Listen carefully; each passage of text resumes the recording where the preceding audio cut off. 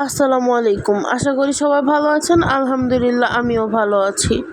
আমার YouTube channel ঘরোয়া রান্নাঘরে আপনাদের স্বাগতম। আজকের রেসিপিতে রয়েছে মুরগি ভুনা আর ডাল ভুনা। এই রেসিপিগুলো রান্না করতে আমাদের যা যা লাগবে তা হলো মুরগি, আলু, পেঁয়াজ, মরিচ, টমেটো, ডাল, গরম মশলা, আদা রসুন বাটা। তো প্রথমে আমরা ডালটা রান্না করে নিব। তার জন্য প্রথমে পরিমাণ মতো ডাল এবং টমেটো, মরিচ, লবণ, আদা রসুন বাটা, হলুদ গুঁড়া এগুলো দিয়ে ভালোভাবে মিক্স করে নিব। ভালোভাবে মিক্স করার পর এর ভিতরে পর্যাপ্ত পরিমাণ পানি দিয়ে দিব।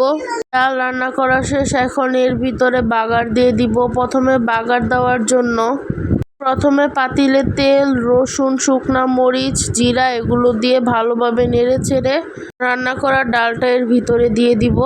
এরপর মুরগি রান্না করার জন্য আলুগুলো ভালোভাবে ভেজে নিব। এরপরে কড়াইয়ের ভিতরে তেল, গরম মশলা, পেঁয়াজ এগুলো দিয়ে ভালোভাবে একটু ভেজে নিব। পরে এর ভিতরে দিয়ে দিব আদা রসুন বাটা আর পেঁয়াজ, গরম মশলা এগুলো সব একসাথে একটু ভালোভাবে রান্না করে নিব। ভাবে নেড়ে চেড়ে এর ভিতরে পানি দিয়ে দিব যাতে মশলাটা ভালোভাবে কষে এর জন্য। এখন এর ভিতরে গুঁড়া মশলা সবগুলো দিয়ে দিব, যেমন হলুদ, মরিচ, ধনিয়া গুঁড়া আর লবণ।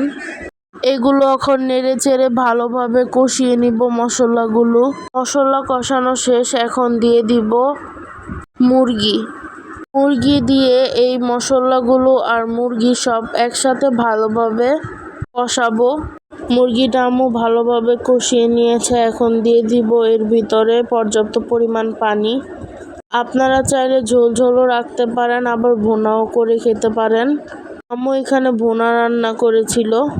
এখন আম্মু সবাইকে খাবার পরিবেশন করে দিচ্ছে। প্রথমে দিয়ে দিল সাদা ভাত, মুরগির গোস্তটা দেখতে কিন্তু খুবই লোভনীয় লাগছে। আজকের ভিডিওটা এই পর্যন্তই। সবাই ভালো থাকবেন, সুস্থ থাকবেন। আল্লাহ হাফেজ।